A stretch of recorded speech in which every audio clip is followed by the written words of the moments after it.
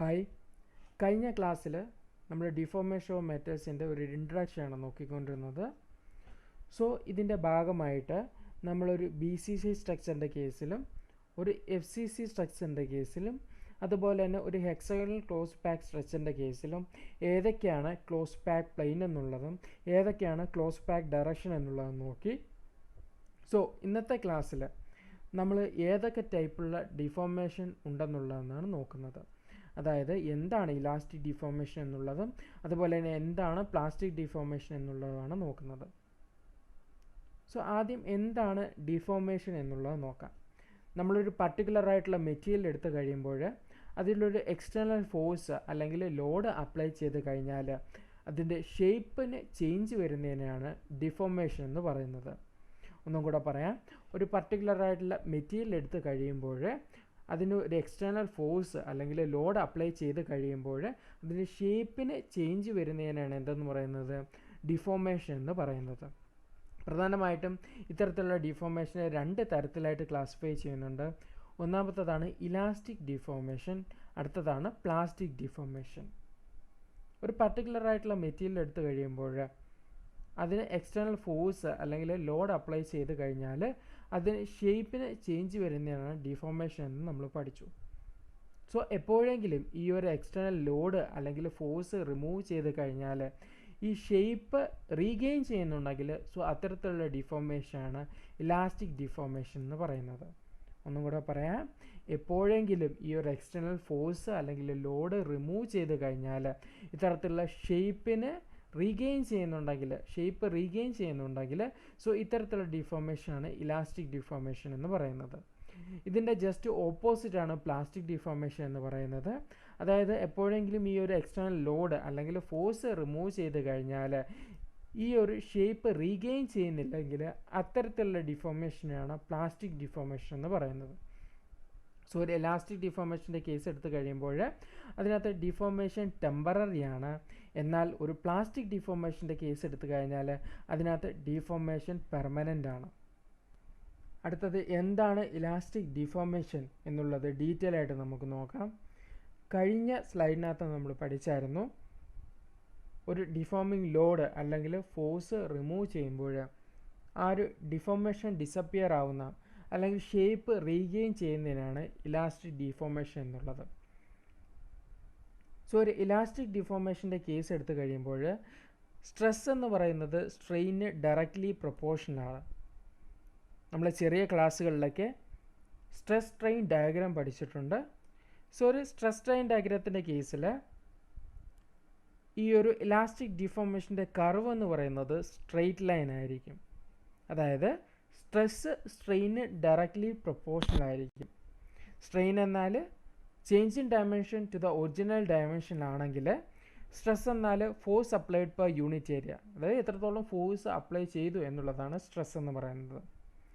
ഈ ഒരു സ്ട്രെസ്സിൻ്റെയും സ്ട്രെയിൻ്റെയും റേഷ്യോനെയാണ് Young's modulus of elasticity എന്ന് പറയുന്നത്.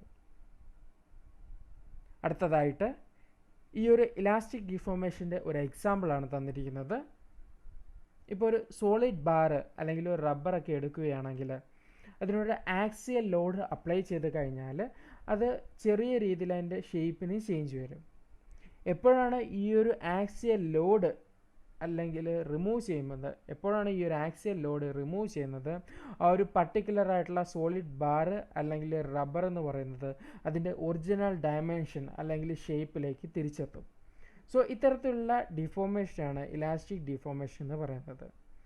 ഒരു ഇലാസ്റ്റിക് ഡിഫോർമേഷൻ ഒക്കേർ ചെയ്യുന്ന സമയത്തിന് ആറ്റങ്ങളുടെ മൂവ്മെൻ്റ് എന്ന് പറയുന്നത് വളരെയധികം ചെറിയ രീതിയിൽ മാത്രമാണ്. അതായത് വളരെയധികം ചെറിയ ഡിസ്റ്റൻസ് മാത്രമേ ഇത്തരത്തിലുള്ള ആറ്റങ്ങൾ മൂവ് ചെയ്യുന്നുള്ളൂ. സോ എപ്പോഴാണ് ഈ ഒരു ലോഡ് റിമൂവ് ചെയ്യുന്നത്, ഈ ഒരു ആറ്റങ്ങൾക്ക് തൻ്റെ പഴയ പൊസിഷനിലേക്ക് അല്ലെങ്കിൽ ഇക്വിലിബ്രിയം പൊസിഷനിലേക്ക് എത്തിച്ചേരാനായിട്ട് വളരെയധികം ഈസിയാണ്. ഇവിടെ പുതിയ ബോണ്ട് ഒന്നും തന്നെ ഫോം ആവാത്തത് കൊണ്ട് തന്നെ പഴയ ഇക്വിലിബ്രിയം പൊസിഷനിലേക്ക് വളരെയധികം എളുപ്പത്തിൽ എത്തിച്ചേരുന്നു. ഇതുകൊണ്ടാണ് ഇത്തരത്തിലുള്ള ഇലാസ്റ്റിക് ഡിഫോർമേഷൻ ഒക്കേർ ആവുന്നത്. അടുത്തത് എന്താണ് പ്ലാസ്റ്റിക് ഡിഫോർമേഷൻ എന്നുള്ളത് നോക്കാം. കഴിഞ്ഞ സ്ലൈഡിൽ നമ്മൾ പഠിച്ചായിരുന്നു, ഈ ഒരു ലോഡ് അല്ലെങ്കിൽ എക്സ്റ്റേണൽ ഫോഴ്സ് റിമൂവ് ചെയ്ത് കഴിയുമ്പോൾ അതിൻ്റെ ഷേപ്പ് റീഗെയിൻ ചെയ്യുന്നില്ല, അല്ലെങ്കിൽ ഒരു ഡിഫോർമേഷൻ ഡിസപ്പിയർ ചെയ്യുന്നില്ല എങ്കിൽ അത്തരത്തിലുള്ള ഡിഫോർമേഷനാണ് പ്ലാസ്റ്റിക് ഡിഫോർമേഷൻ എന്നുള്ളത്. സോ ഒരു പ്ലാസ്റ്റിക് ഡിഫോർമേഷൻ ഒക്കേർ ചെയ്യുമ്പോൾ ആറ്റങ്ങൾ പുതിയ പൊസിഷനിൽ ബോണ്ടുകൾ ഫോം ആവുകയും അതുകൊണ്ട് തന്നെ ഈ ഒരു ലോഡ് അല്ലെങ്കിൽ ഫോഴ്സ് റിമൂവ് ചെയ്യുമ്പോൾ പഴയ നോർമൽ ഇക്വിലിബ്രിയം പൊസിഷനിലേക്ക് എത്തിച്ചേരാൻ അവയ്ക്ക് കഴിയാതിരിക്കുകയും ചെയ്യുന്നു. സോ ഒരു പ്ലാസ്റ്റിക് ഡിഫോർമേഷൻ്റെ കേസ് എടുക്കുമ്പോൾ ഇത് ഇലാസ്റ്റിക് ലിമിറ്റ് കഴിഞ്ഞു പോവുകയും ഇതിൻ്റെ കേസിൽ ഈ ഒരു സ്ട്രെസ് എന്ന് പറയുന്നത് സ്ട്രെയിന് ഡയറക്റ്റ്ലി പ്രൊപ്പോർഷണൽ അല്ല. സോ ഒരു പ്ലാസ്റ്റിക് ഡിഫോർമേഷൻ എന്ന് പറയുന്നത് ഡ്രോയിങ് പ്രോസസ്സ്, അതുപോലെ തന്നെ forging process, bending, extrusion, stamping, rolling പ്രോസസ്സുകൾക്കെല്ലാം വളരെയധികം ഇമ്പോർട്ടൻ്റ് ആയിട്ടുള്ളതാണ്. പ്രധാനമായിട്ടും പ്ലാസ്റ്റിക് ഡിഫോർമേഷനെ 2 തരത്തിലായിട്ട് ക്ലാസിഫൈ ചെയ്യുന്നുണ്ട്. ഒന്നാമത്തേതാണ് സ്ലിപ്പ്, അടുത്തതാണ് ട്വിന്നിങ്. അടുത്ത സ്ലൈഡുകളിൽ എന്താണ് സ്ലിപ്പ് എന്നുള്ളതും എന്താണ് ട്വിന്നിങ് എന്നുള്ളതും ഡീറ്റെയിൽ ആയിട്ട് നോക്കാം. ഈ 2 മെക്കാനിസവും പ്യുവർ സ്ട്രെസ് വഴിയാണ്, ഷിയർ സ്ട്രെസ് വഴിയാണ് ഒക്കേർ ചെയ്യുന്നത്. സോ ആദ്യം നമുക്ക് എങ്ങനെയാണ് സ്ലിപ്പ് മൂലം ഇത്തരത്തിലുള്ള പ്ലാസ്റ്റിക് ഡിഫോർമേഷൻ ഒക്കേർ ആകുന്നത് എന്നുള്ളത് നോക്കാം. ഈ ഒരു പിക്ചറിൽ നോക്കുക.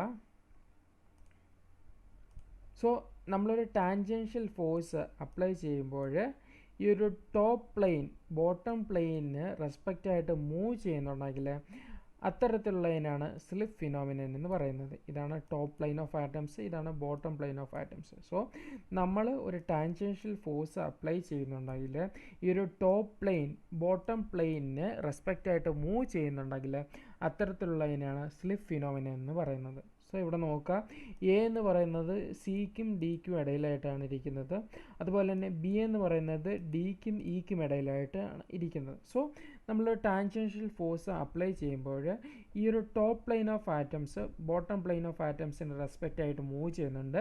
സോ എ എന്ന് പറയുന്നത് ഈ ഒരു സിക്കും ഡിക്കും ഇടയിൽ നിന്ന് മാറി പുതിയൊരു ലൊക്കേഷൻ, അതായത് ഡിക്കും ഇക്കും ഇടയിലായിട്ട് ഒക്കുപ്പൈ ചെയ്തു. അതുപോലെ തന്നെ ബി എന്ന് പറയുന്നത് ഡിക്കും ഇക്കും ഇടയിൽ നിന്ന് മാറി ഇക്കും എഫിലും എന്ന് പറയുന്ന പുതിയൊരു പൊസിഷൻ ഒക്കേർ ചെയ്തു. സോ ഈ ഒരു മൂവ്മെൻറ്റ് നടക്കുന്ന പ്ലെയിനെയാണ് സ്ലിപ്പ് പ്ലെയിൻ എന്ന് പറയുന്നത്. അതുപോലെ തന്നെ ഏത് ഡയറക്ഷനിലാണോ മൂവ്മെൻറ്റ് ഒക്കേർ ചെയ്യുന്നത് അതിനെയാണ് സ്ലിപ്പ് ഡയറക്ഷൻ എന്ന് പറയുന്നത്. സോ ഒരു സ്ലിപ്പ് ഫിനോമിനൻ്റെ കേസിൽ എൻ്റയർ പ്ലെയിന് അല്ലെങ്കിൽ എൻ്റയർ ലൈൻ ഓഫ് ആറ്റംസ് ആണ് മൂവ് ചെയ്യുന്നത്. അതുകൊണ്ട് തന്നെ ഇത്തരത്തിലുള്ള സ്ലിപ്പ് ഫിനോമിനനെ ലൈൻ ഡിഫക്റ്റ് അല്ലെങ്കിൽ പ്ലെനാർ ഡിഫക്റ്റിൻ്റെ കൂട്ടത്തിൽ പെടുത്താം. എന്താണ് ലൈൻ ഡിഫക്റ്റ്, അതുപോലെ തന്നെ എന്താണ് പ്ലെനാർ ഡിഫക്റ്റ് എന്നുള്ളതൊക്കെ കഴിഞ്ഞ ക്ലാസ്സുകളിൽ നമ്മൾ പഠിച്ചതാണ്. സോ ഇത്തരത്തിലുള്ള സ്ലിപ്പ് ഒക്കേർ ചെയ്യാൻ പറ്റിയ ടെമ്പറേച്ചർ ഹയർ ടെമ്പറേച്ചറിലാണ്. ലോ ടെമ്പറേച്ചറിൽ സ്ലിപ്പ് ഫിനോമിന എന്ന് പറയുന്നത് വളരെയധികം ഡിഫിക്കൽട്ട് ആയിട്ടുള്ള കേസാണ്. പക്ഷേ ഹയർ ടെമ്പറേച്ചറിൽ ഇത്തരത്തിലുള്ള സ്ലിപ്പ് ഫിനോമിനൻ വളരെയധികം ഈസി ആയിട്ട് ഒക്കേർ ചെയ്യുന്ന ഒരു പ്രോസസ്സാണ്. അടുത്തതായിട്ട് സ്ലിപ്പ് ഫിനോമിനൻ പഠിക്കുമ്പോൾ അറിഞ്ഞിരിക്കേണ്ട ഒരു ഇമ്പോർട്ടൻ്റ് ആയിട്ടുള്ള ലോയാണ് സ്മിത്ത് ലോ. കഴിഞ്ഞ വർഷങ്ങളിലും റിപ്പീറ്റായിട്ട് ചോദിക്കുന്നൊരു ക്വസ്റ്റ്യനാണിത്. വളരെയധികം ഇമ്പോർട്ടൻ്റ് ആയിട്ടുള്ളൊരു ടോപ്പിക്കാണ്. ഏതൊരു പർട്ടിക്കുലർ ആയിട്ടുള്ള ഷിയർ സ്ട്രെസ്സിലാണ് ഇത്തരത്തിലുള്ള സ്ലിപ്പ് ഒക്കെയർ ആകുന്നത് എന്നുള്ളത് കണ്ടുപിടിക്കാനായിട്ടാണ് സ്മിത്ത് ലോ യൂസ് ചെയ്യുന്നത്. സോ ഇതിനായിട്ട് ഒരു സിലിണ്ടറിക്കൽ ബാർ നമ്മൾ കൺസിഡർ ചെയ്യുന്നു. സോ ഈ ഒരു സിലിണ്ടറിക്കൽ ബാറിലൂടെ അപ്ലൈ ചെയ്യുന്ന യൂണിഡയറക്ഷണൽ ഫോഴ്സ് ആണ് എഫ് എന്ന് പറയുന്നത്. ഇതാണ് നമ്മൾ സ്ലിപ്പ് പ്ലെയിനായിട്ട് കൺസിഡർ ചെയ്യുന്നത്. സ്ലിപ്പ് പ്ലെയിൻ എന്താണെന്നുള്ളത് കഴിഞ്ഞ സ്ലൈഡുകളിൽ നമ്മൾ പഠിച്ചതാണ്. അതായത് സ്ലിപ്പ് ഒക്കേർ ചെയ്യുന്ന പ്ലെയിനാണ് സ്ലിപ്പ് പ്ലെയിൻ എന്ന് പറയുന്നത്. ഈ ഒരു സ്ലിപ്പ് ഒക്കേർ ചെയ്യുന്ന ഡയറക്ഷനാണ് ഈ തന്നിരിക്കുന്നത്. അതുപോലെ തന്നെ സ്ലിപ്പ് പ്ലെയിൻ്റെ നോർമലാണ് ഈ തന്നിരിക്കുന്നത്. സോ ഈ ഒരു സ്ലിപ്പ് ഡയറക്ഷനും അപ്ലൈ ചെയ്ത ഫോഴ്സിനും ഇടയ്ക്കുള്ള ആംഗിളാണ് ആൽഫ എന്ന് പറയുന്നത്. അതുപോലെ തന്നെ ഈ ഒരു നോർമലിനും ഫോഴ്സിനും ഇടയ്ക്കുള്ള ആംഗിളാണ് ബീറ്റ ആയിട്ട് നമ്മൾ കൺസിഡർ ചെയ്യുന്നത്. ഒന്നും കൂടെ പറയാം, ഈ ഒരു സ്ലിപ്പ് ഡയറക്ഷനും അപ്ലൈ ചെയ്ത ഫോഴ്സിനും ഇടയ്ക്കുള്ള ആംഗിളാണ് ആൽഫ എന്ന് പറയുന്നത്. അതുപോലെ തന്നെ സ്ലിപ്പിന് നോർമലിനും അപ്ലൈ ചെയ്ത ഫോഴ്സിനും ഇടയ്ക്കുള്ള ആംഗിളാണ് ബീറ്റ എന്ന് പറയുന്നത്. സോ നമുക്കറിയാം ഒരു ഷിയർ സ്ട്രെസ് കണ്ടുപിടിക്കാനായിട്ട് എന്തൊക്കെ വേണം? ഫോഴ്സ് വേണം, അതുപോലെ തന്നെ ഏരിയയും വേണം. സോ ഈ ഒരു ഷിയർ സ്ട്രെസ് എന്ന് പറയുന്നത് ഈ ഒരു സ്ലിപ്പ് ലൈൻ്റെ ഡയറക്ഷനിലായിട്ടാണ് ആക്ട് ചെയ്യുന്നത്. സോ നമുക്കിവിടെ വേണ്ടുന്ന ഫോഴ്സ് ഈ ഒരു ആക്സിയൽ ഫോഴ്സ് അല്ല, പകരം ഈ ഒരു റിസോൾവ്ഡ് ഫോഴ്സാണ്, അതായത് സ്ലിപ്പ് ഡയറക്ഷനിലൂടെ ആക്ട് ചെയ്യുന്ന ഫോഴ്സാണ് നമുക്ക് വേണ്ടുന്നത്. സോ അതിനായിട്ട് ഈ ഒരു എഫിനെ നമുക്ക് റിസോൾവ് ചെയ്യണം. ചെറിയ ക്ലാസ്സുകളിലും അതുപോലെ തന്നെ മെക്കാനിക്സ് പഠിക്കുമ്പോഴും നമ്മൾ എങ്ങനെയാണ് ഈ ഒരു ഫോഴ്സിനെ റിസോൾവ് ചെയ്യുന്നത് എന്നുള്ളത് പഠിച്ചതാണ്. ഇപ്പോൾ ഒരു ഫോഴ്സ് എഫ് ഇവിടെ തന്നിട്ടുണ്ടെങ്കിൽ ഇതിനെ രണ്ട് രീതിയിൽ റിസോൾവ് ചെയ്യാം. ഒന്നാമത്തതാണ് ഹൊറിസോണ്ടൽ ഡയറക്ഷനിൽ റിസോൾവ് ചെയ്യാം, അതുപോലെ തന്നെ വെർട്ടിക്കൽ ഡയറക്ഷനിലും റിസോൾവ് ചെയ്യാം. സോ ഹൊറിസോണ്ടൽ ഡയറക്ഷനിൽ റിസോൾവ് ചെയ്യുന്നതാണ് എഫ് കോസ് തീറ്റ എന്ന് പറയുന്നത്. അതുപോലെ തന്നെ വെർട്ടിക്കൽ ഡയറക്ഷനിൽ റിസോൾവ് ചെയ്യുന്നതിന് എഫ് സൈൻ തീറ്റ എന്ന് പറയുന്നു. തീറ്റ എന്ന് പറയുന്നത് ഫോഴ്സുകൾക്കിടയ്ക്കുള്ള ആംഗിളാണ്. സോ ഇതുപോലെ തന്നെ നമ്മളിവിടെ റിസോൾവ് ചെയ്യിക്കുകയാണെങ്കിൽ അപ്ലൈ ചെയ്ത ഫോഴ്സിനും ഡയറക്ഷനും ഇടയ്ക്കുള്ള ആംഗിൾ ആൽഫ ആയിട്ട് കൺസിഡർ ചെയ്ത് കഴിഞ്ഞാൽ റിസോൾവ് ഫോഴ്സിനെ നമുക്ക് എങ്ങനെ എഴുതാം? എഫ് കോസ് ആൽഫ എന്ന് എഴുതാം. ഇനി അടുത്തതായിട്ട് നമുക്ക് വേണ്ടതാണ് ഏരിയ.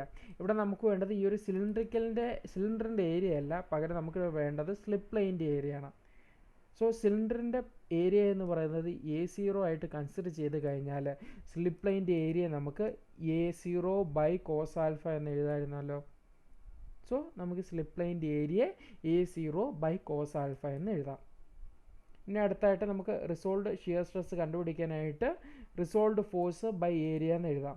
സോ റിസോൾവ്ഡ് ഫോഴ്സ് നമ്മൾ നേരത്തെ കണ്ടുപിടിച്ചു, F cos alpha.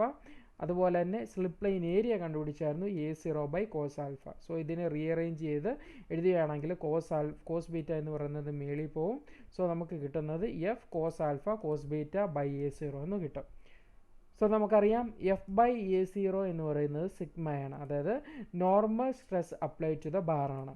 So F by A0 ആയ ഈ ഒരു ഇക്വേഷനിൽ നമ്മൾ റീപ്ലേസ് ചെയ്യുമ്പോൾ എഫ് ബൈ A0ക്ക് വരെ റീപ്ലേസ് ചെയ്ത് കഴിഞ്ഞാൽ നമുക്ക് ടോ ആർ, അതായത് റിസോൾവ്ഡ് ഷിയർ സ്ട്രെസ്സിനെ എങ്ങനെ എഴുതാം?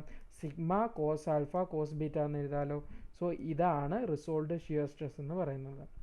സോ ഇതെന്തിനാണ് കണ്ടുപിടിക്കുന്നതെന്ന് നമ്മൾ കഴിഞ്ഞ സ്ലൈഡിൽ പഠിച്ചായിരുന്നു. അതായത് ഏതൊരു പർട്ടിക്കുലറായിട്ടുള്ള ഷിയർ സ്ട്രെസ്സിലാണ് ഈ ഒരു സ്ലിപ്പ് ഒക്യൂർ ആകുന്നത് എന്നുള്ളത് അറിയാനായിട്ടാണ് ഈ ഒരു ടോ ആറിൻ്റെ വാല്യൂ നമ്മൾ കണ്ടുപിടിക്കുന്നത്.